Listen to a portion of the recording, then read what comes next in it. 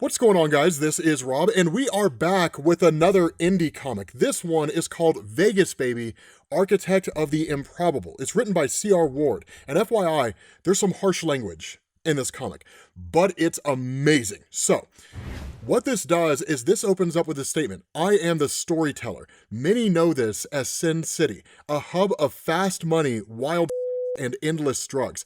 Underneath it all, there exists much more than the average person can perceive, more evil than any would care to know. It's a city of secret organizations, ancient monsters, and living legends, a truth that 15-year-old Andrea Villanueva is about to know all too well, because she's just kind of sitting there struggling here. Now, one of the cool things about this is that this is, again, another one of these comics where you're dropped into a much larger world. But that's where she's saying, right, I'm sorry, mijo, I never wanted this. You never got a chance to live. I should have gotten help. And she asks, what have I done? But kind of realizes it didn't really matter anyway. So she just says, rest in peace, because her kid died. And she says, I promise, next time I'm lucky enough to be blessed with a child, I will do everything right. And that's where this monologue comes back in. Now, every great hero's journey has a seminal moment where life for that hero changes. That's Storyteller 101. And this light just kind of appears to her in this alleyway. And the monologue says that change in story will displace normality from that point forward. And she calls out because it's her baby, right? She's like, is that you? And so the monologue tells us what happens next will be a series of fantastic events, trials, quests, each more stunning than the next. And it says this is how a child born of Las Vegas, a city whose name literally means the meadows, can find life after death, love after abandonment, and begin a new tale as a true Vegas baby. And so at that point, you switch over to a poker game. And so this guy says, so there I was, balls deep in a fat chick's when all of a sudden I heard the flashing of lights, and right away I knew it was cameras. Now, as you guys can probably guess, you can't really hear flashing lights, but still, it's an indie comic, right? These are the kind of things you just sort of let go. And so at this point, we transition to a poker game and a guy named Joe. Now, I will specify this little bit I'm gonna skip over. And the reason why is because Joe starts talking about basically him banging a woman, but he essentially talks poorly about a larger woman. And truth to tell, I'm not a big fan of that, right? I'm not really a big fan of speaking poorly about women. It's just not my thing. But honestly, it's not overly important to the story. It's just designed to show that Joe is a pretty crass guy and really more of a dickhead than anything else. But another guy chimes in while they're all in the midst of this poker game, and he says, just because you three have nothing to do does not mean that I don't. Finish this hand and I can get on with my life. And so that's where this guy Automatic says, you don't have jack to do, Panda Jack. If you did, you wouldn't be here. And that's when Panda Jack says, keep talking trash, Automatic, and see what happens next. And so in that moment, Joe's just like, fine, right? Like throws his cards down on the table and he's like, full house, motherfucker. And so Panda Jack's just like, that's it, right? I'm leaving. Like, I am tired of this prick getting lucky. And so they all kind of bust Panda Jack's balls a little bit. And there's a point where Trigger just calls him like a but like whispers it the whole time. And that's when we find out that Panda Jack seems to be a pretty bad guy, right? Because at that point, Joe's just like, what the hell, man, right? Like, you're lucky he didn't hear you. And he says, Panda Jack is an ultra, right? He could kill all three of us in his sleep. No effort whatsoever. Now, it is specified here that an ultra is a powered person that is not enhanced with technology, so they're a naturally enhanced person. That will become important as we get further into this. But that's where Trigger, right? The person in the hat just says, ultra my ass, right? People just talk big for this guy. I have not seen him do squat to nobody who's worth a damn. And that's when Joe's like, that's why you whispered so he wouldn't hear you, right? And Trigger just says, like, fuck you, Joe, right? He runs around with revolvers and whatnot. And that's when Joe says, I don't know, man, like, that guy gives me the creeps. Now, I will specify, unfortunately, we don't learn a whole lot about Panda Jack in this first issue, which honestly, I want to learn as much as I can about this guy.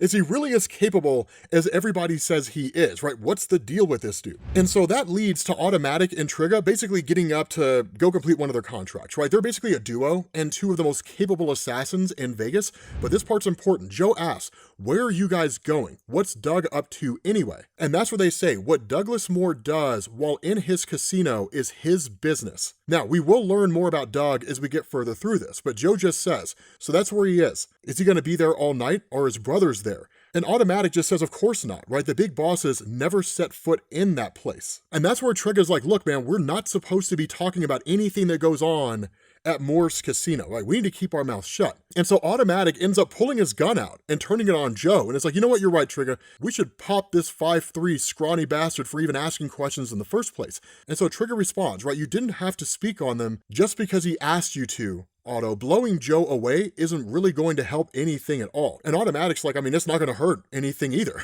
And Trigga's like, I mean, yeah, that's true. Whether we kill him or leave him alive, it doesn't really make much of a difference.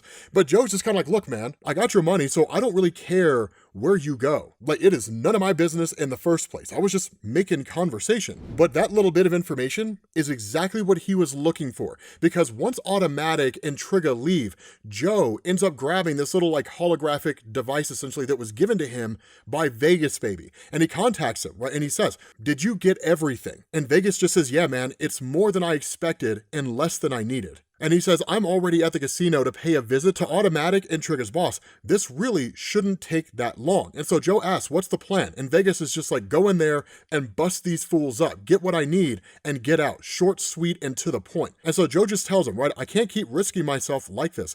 Those two are idiots, sure, but they're dangerous idiots. They work for the Moors, and the Moors only answer to the high rollers. And he says the high rollers run Las Vegas, and there's a reason for that, man. They're some of the scariest motherfuckers out there. And so Vegas just says, like, don't worry, man, they can't touch me unless they have proof that I have overstepped the bounds of protection that the Wizard Council gave me. If this goes right, they won't have any. They'd be breaking the accords if they came at me at all. And so that's where Joe says breaking the accords is what you'll be doing as soon as you set foot in that casino. Being graced by the Wizards Council means none of the high-ranking organizations in Las Vegas can touch you.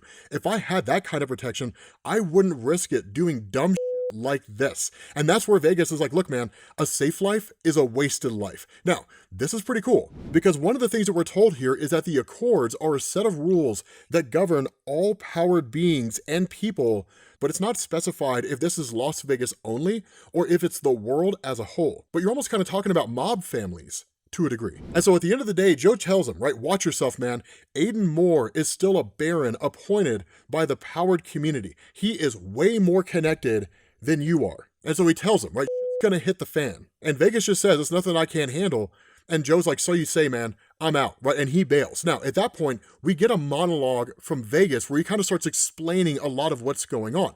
And it's really awesome. I'll be honest with you guys. The world building here is fantastic, right? He says, Las Vegas is my home. People call me Vegas Baby because rumor has it that I'm a child of the city, born on the streets. I do not have powers of any kind, but I am still a member of the powered community, largely because of how my mind works differently than most. I connect to what I call infinite intelligence, the genuine intelligence like Tesla, Edison, and Einstein. It was the well they drank from, but for me, it's an ocean I live in. Now, something that I want to specify here, and this is something that I loved right off the bat. I love that this guy is not just some brawny character, right? That he's not some guy who just has super strength and speed or something like that. I mean, he is a bald, black male superhero, or at least I wouldn't call him a superhero. He's the star of the story. It would have been very easy to just toss him into the Luke Cage camp and just be like, he's got super strength and indestructible skin. I love that his intelligence, that's really the thing that makes him so capable. Because as you guys know, as comic book fans, the most intelligent superhero will more often than not win out against the strongest superhero, brains over brawn, because the most intelligent superhero can figure out a way to overcome the strongest superhero. Or there's no way to overcome that. There is the exception of like Superman and Lex, but that's because Superman's a genius, right? He's got an eidetic memory. But you guys get the point that I'm making here. It would have been very easy to go with a pastiche here. Instead, we're not getting that. And I absolutely adore the fact that it's gone in that direction. And so he says, Las Vegas is sort of a sanctuary city for all things occult, alien, mythical, legendary,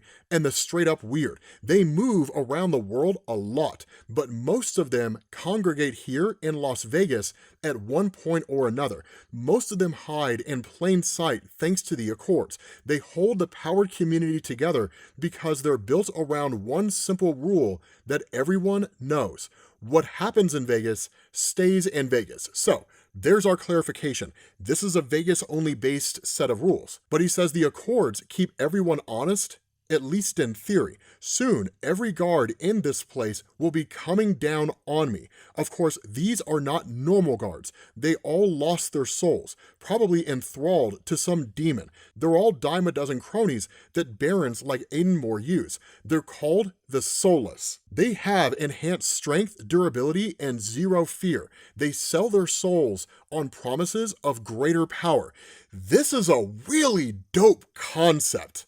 I'll be honest with you guys, this is a really cool concept. But he says they're extremely competent until you put them up against somebody like me. Without any special powers or abilities, I can hold my own against anyone or anything in this town.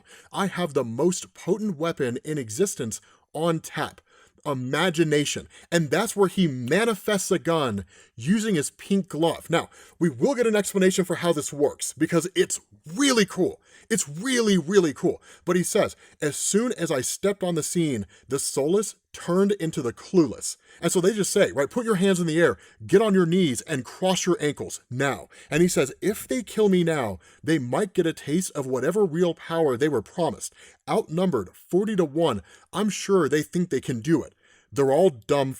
And so that's when you switch over to Douglas Moore, right? And the question is asked, Douglas, do we have a problem? And he says, Aiden, right? So that's the person he's talking to on the monitor. And Aiden asks, why am I hearing that someone is in my casino cutting down the soulless guards? Who the hell is it? And Doug just says, I don't know yet, but I'm going to take care of it. I don't need your help. The servant is here. And that's when Aiden's like, who the f do you think I'm talking to? Do you think I'm talking to you? What are you going to take care of? You're not going to do anything. I'm talking to the guy who can actually get things done. And that's when Douglas gets an earful, right? This guy says, don't you dare forget that I am the Baron of Las Vegas. The Accords with the High Rollers and the Wizards Council are binding with all supernatural beings and ultrahumans. We are untouchable unless somebody fucks up. Someone is there killing my soulless guards, which means you up. So what did you do? And Douglas just says nothing. And Aiden asks, what did you take? And Doug says nothing. And Aiden asks, who did you piss off?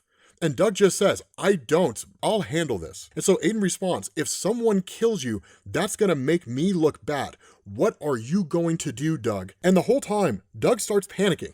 And that's when you switch back to Vegas and he says, why was this so easy? Well, I have scouted this place for 2 weeks, downloaded blueprints for the casino, made sure I was able to cover my tracks, cameras disabled, and all the digital traces that I was ever here have been scrubbed. A synthesized hallucination I made and put in the vents ensures that I would not be recognized. This guy's a genius, man. And he says, all that should have me in the clear. Still, I was expecting more resistance than this. If this doesn't go as planned, the blowback will be massive.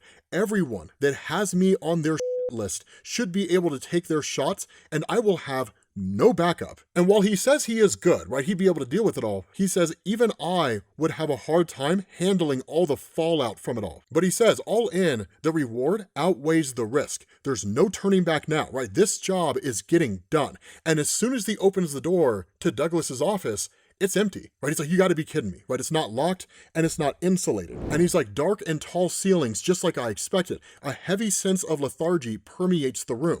It's depressing. Classic trademark of the Moore family. And it looks like Doug's not here. And I hate when they hide. Now I have to go looking for that fat bastard. And I expected Doug to be here with at least 30 to 40 soulless. His brother would do worse things to him than I ever could have done if he knew that he'd abandoned this place. But that's when a shadow appears behind him. And he says, I can't believe this fool has a big shark tank in his office. Who does that? Right, look at the size of that thing. It's huge. And he goes walking up to it, right? He's like, why in the hell would someone have a shark tank this big in their office? This is just stupid. But the problem is that while he's standing there, a knife gets thrown through his hand. And this guy comes running out of nowhere and just immediately starts pummeling him. And he's like, he's fast, right? Like, this guy's strong too. A knife through the glove, stopping me from making a weapon, has me off balance. The glove can't fix itself and me at the same time. And he hasn't said a single word, and I've never seen his face before, but I know exactly who this guy is. The Savant. It has to be him. Now, that's a dope name for a villain, right? And he says, I didn't think this guy was even real. He's talked about like some myth that no one's actually ever seen. And he asked the question, who would believe you if you told them that there was a mentally disabled man that couldn't feed himself or shit without an aid that could kick your ass? And I'm guessing that's because no one's ever seen him and lived. Rumors are that he has perfect muscle memory. If he can see a move done, he can do it. I'm 6'3", 220 pounds, and he's holding me with one hand like a table lamp.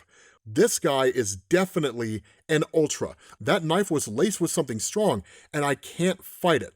I'm blacking out. And so he just like passes out. Now at that point, he ends up waking up in Douglas Moore's office. And they're kind of like looking at all the little gadgets this guy has on him. But I mean, this dude's surrounded and they've got him dead to rights by all standard of measurement, right? So he asked the question, you really amaze me, Vegas. I mean, look at all this you had on you. What looks like an ordinary .45 caliber handgun, some fairy pink glove that somehow stitched itself back together, 3 metal discs. You killed 24 soulless with all this garbage. No wonder you've made yourself into a legend, man. You know, people say that you weren't born, that instead you manifested in a Las Vegas alleyway. People actually believe that. And he says, the child of the city, the motherfucking Vegas baby. Better yet though, you were graced by the Wizards Council. They hear what happened here tonight, and all that's over with. You broke the accords, man. And the response to Vegas, this doesn't have to go down like this, Doug. Let me go, and you can live. Now, that's ballsy, man, right? To be in this situation right here, to have all these guards surrounding you, to have guns pointed at you, and just be like, look, man, if you let me go, you guys can all stay alive. But if things keep going this way, you are all going to die. Dude, that's ominous, man. That is an ominous statement. And so Doug responds, he's like, you know, you're a smarmy. You really think that you're about to get out of this alive, don't you? What makes you so special, Vegas? You're not an ultra, you're not a wizard, you're not an alien, you're nothing. And now that you're in here in front of me, I just can't see how you've even survived Las Vegas so long pulling the shit that you do. I guarantee you that when this is over, everyone in the city will know the truth about you. And the truth is that you're all smoke and mirrors. You're not smart and you're not special. You aren't.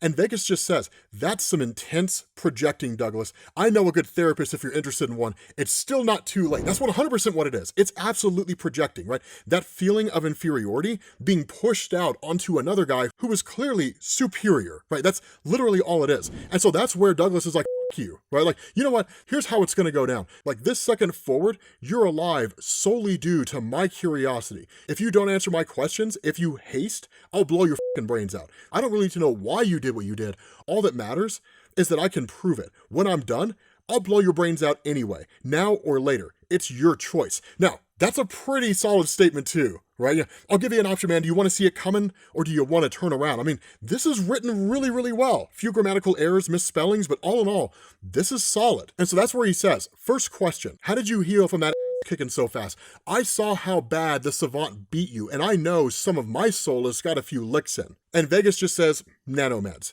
And he's asked, where did you get them from? And he's like, I made them. And Douglas is like, but we'll be harvesting those from your blood. Then the next question, what's the deal with that glove? And why is the damn thing pink? Now, this is cool. He's like, oh, that? Well, the glove is made of a different strain of nanites. Also, my design. The nanites connect to my mind and I control them with my will. With friction, I can transmute the nanites into anything I imagine on the subatomic level, up to a certain size, that is. And he says, advanced particle synthesis, which is hilarious to me. I don't know why, but it's funny as hell.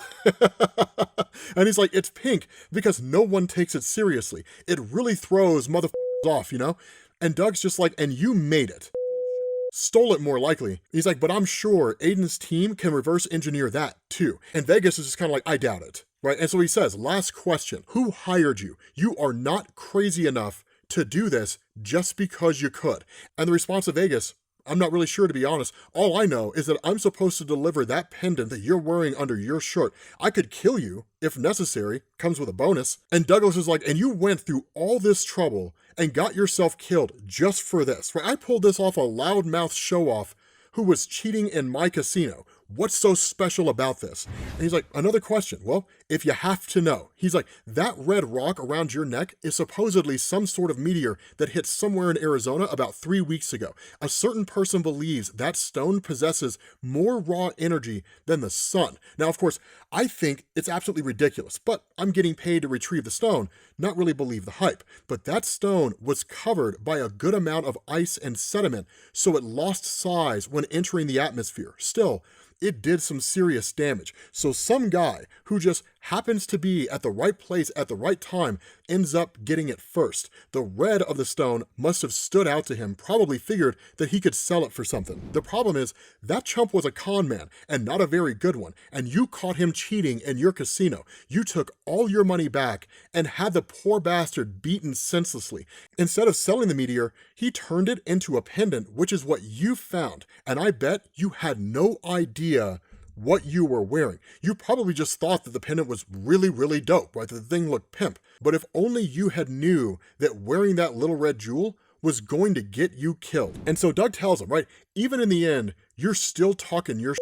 I've had this pendant for days. If it had powers, I would have known it by now. And so that's where Vegas is like, I told you, I'm not paid to believe the hype. Aren't you forgetting something? Don't you want to know what those 3 discs are for? And Doug's just like, sure, right? I'll take the bait. What are they? And he's like, contingency plan.